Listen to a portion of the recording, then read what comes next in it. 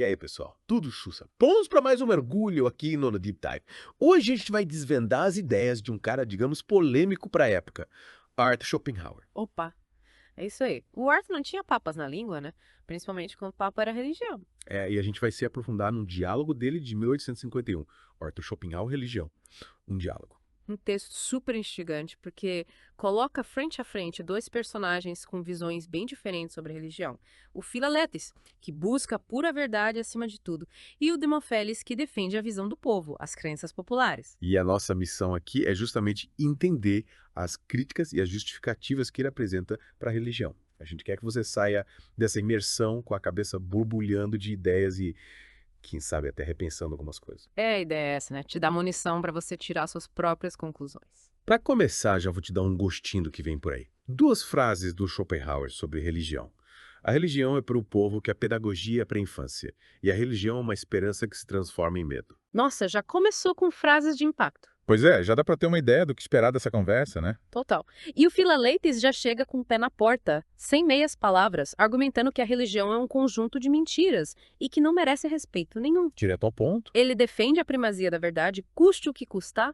Ele usa até uma expressão em latim, vigiat veritas e pereat mundus, que significa prevaleça a verdade, ainda que pereça o mundo. Caramba, radical. E ele desenvolve essa crítica de que a religião é um monopólio de ideias, né? Isso, ele fala que a religião impede o avanço do conhecimento como se fosse um freio de mão no progresso intelectual. E para ilustrar esse ponto, ele usa exemplos históricos bem pesados, como os tribunais da Inquisição, a morte do Giordano Bruno e do Júlio Cesare Vanini.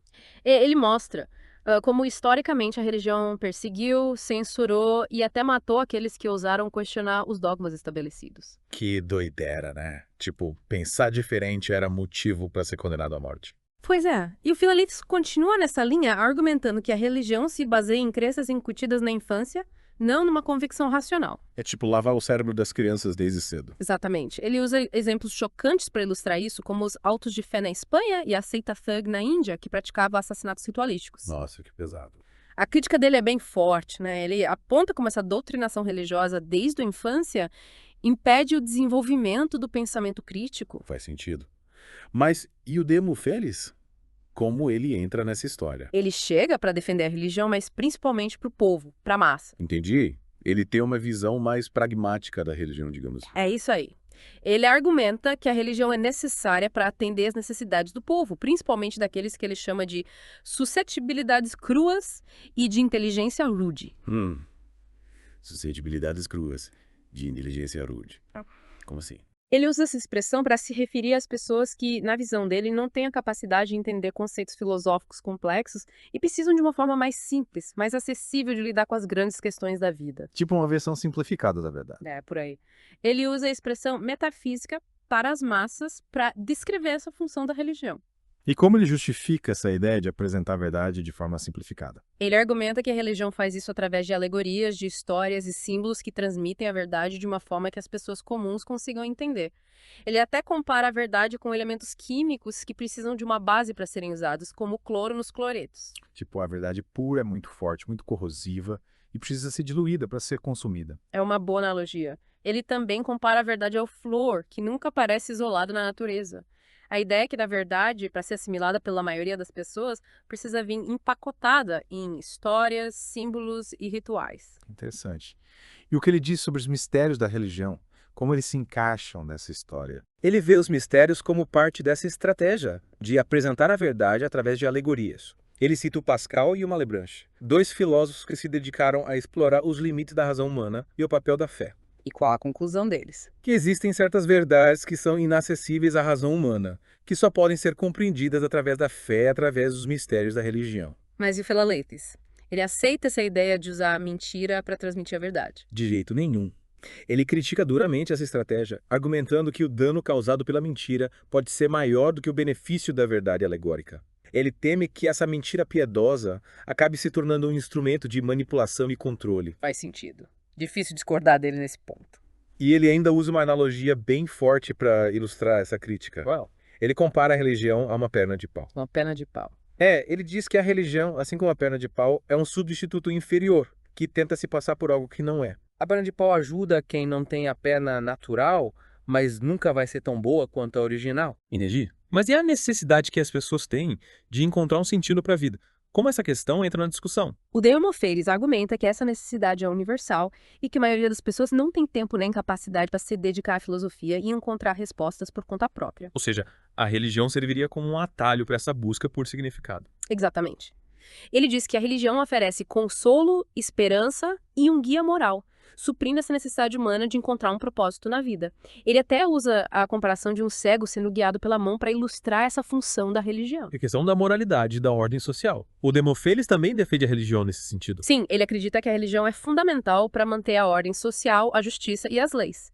Ele argumenta que a religião ensina valores morais, promove a coesão social e previne o caos. Mas Filalethes discorda. Ele questiona se a religião realmente torna as pessoas mais morais. Ele lembra de toda a história de violência, guerras e perseguições em nome da religião, e cita a Inquisição, as Cruzadas, o extermínio de povos indígenas na América. Realmente, a história da religião tem um lado bem obscuro, né? Filalethes argumenta que a moralidade não depende da religião, que existem outras fontes de valores morais, como a filosofia, a ética e a própria razão humana. E como o Demóstenes rebate essa crítica? Ele argumenta que a religião precisa se adaptar ao entendimento do povo, usando de novo a comparação com os elementos químicos. Ele diz que a religião precisa usar alegorias, histórias e símbolos para transmitir a verdade moral de uma forma que as pessoas comuns consigam entender. Tipo, adaptar o discurso ao público. Isso. Ele também descreve a religião como um cimento social que une as pessoas através de crenças e valores comuns. Ele cita exemplos históricos, como a Índia Antiga, a China e a Europa cristã. Mas o Filalethes não se convence, né? Não, ele continua cético. Ele questiona se essa coesão social promovida pela religião realmente compensa todo o sofrimento causado pela intolerância, pelas guerras e pelas perseguições. Fica difícil negar que a religião também tem esse lado negativo. E a conversa chega num ponto crucial. O futuro da religião com o avanço do conhecimento. E qual a visão do Filalethes sobre isso? Ele prevê que a religião vai perder força à medida que a ciência e o conhecimento avançam. Ele compara a fé e o conhecimento a dois pratos numa balança. Quando um sobe, o outro inevitavelmente desce. Ou seja, ele acredita que a razão vai acabar triunfando sobre a fé. É a aposta dele. Ele até cita a visão do filósofo Condorcet, que também acreditava que a religião estava a desaparecer com o progresso do conhecimento. Mas e o Demóstenes? Ele concorda com essa visão? Não, ele argumenta que a religião sempre vai ter um papel importante na vida das pessoas, mesmo com o avanço da ciência e da razão. E qual é o argumento dele? Ele destaca a dívida de gratidão que a Europa tem com o cristianismo. Ele argumenta que o cristianismo introduziu novas ideias sobre o propósito da vida, novos valores morais como o amor ao próximo, a compaixão, a humildade. Valores que não existiam antes do cristianismo. Na visão dele, esses valores não eram tão presentes na antiguidade clássica, que valorizava mais virtudes como a força, a coragem, a honra, a busca pela glória. Então ele enxerga o cristianismo como um avanço moral. Exatamente. Ele acredita que o cristianismo elevou a moralidade da humanidade a um novo patamar. E o debate sobre a relação entre religião e moralidade continua. Sim, o Filalethes questiona se a religião realmente faz as pessoas serem mais éticas. Ele aparta para casos de hipocrisia religiosa, como os donos de escravos nos EUA que se diziam cristãos. É difícil conciliar a escravidão com os ensinamentos de amor ao próximo, né? E o Demóstenes tenta defender a religião, argumentando que a maioria dos cristãos não compactua com a escravidão e que a religião, no geral, contribui para a construção de uma sociedade mais justa e ética. E eles chegam a alguma conclusão sobre esse ponto. Não, o debate fica em aberto. E como Schopenhauer conclui esse diálogo cheio de ideias e argumentos? Ele usa uma metáfora interessante. Ele compara a religião ao deus romano Janus, que tem duas faces. Janus, aquele deus de duas caras. Exatamente. Ou ao deus hindu Yama, que também tem duas faces. Uma face benevolente e outra aterrorizante. A ideia é que a religião tem esses dois lados, um positivo e outro negativo. E o que ele diz sobre os debatedores, o Filalethes e Demóstenes? Ele diz que cada um deles ficou olhando fixamente para apenas uma das faces da religião, sem conseguir enxergar a complexidade total da questão. Uma bela metáfora para encerrar o diálogo, né? E deixa a gente com a pulga atrás da orelha, né? A gente sai dessa imersão com mais perguntas do que respostas. E para te deixar pensando, fica a seguinte pergunta. Qual é o papel da religião na sociedade atual? Será que a gente ainda precisa dela? Ou a humanidade já amadureceu o suficiente para dispensar as muletas da religião? E aí, o que você acha? Conta pra gente nos comentários. Valeu por mergulhar com a gente nessa discussão. E até a próxima! Fique ligado que a gente volta com mais temas instigantes aqui no The Deep Dive. Um abraço! Gente, encontro vocês em outro podcast. Não esqueçam de se inscrever no nosso canal.